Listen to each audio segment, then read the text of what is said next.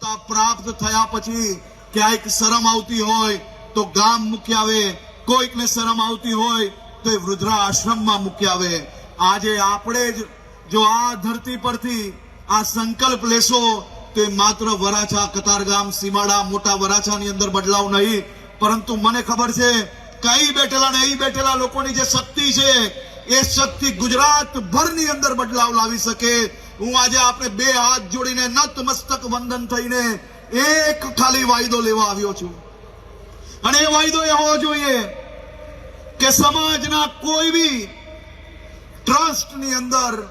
કે કોઈ બી મંદિરોની અંદર, કોઈ બી સંઘની અંદર કે કોઈ બી સ્કૂલની અંદર જો એ બાળક પોતાના માતા પિતાને વૃદ્ધાશ્રમમાં રાખતો હોય,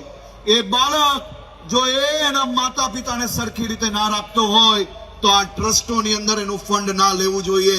એને ક્યારેય ઉપર ના બેસાડવા જોઈએ, એને ક્યારેય આગળની હરોલમાં ના બેસાડવા જોઈએ. તો સમાજની અંદર બદલાવ લાવવામાં આપણે 100%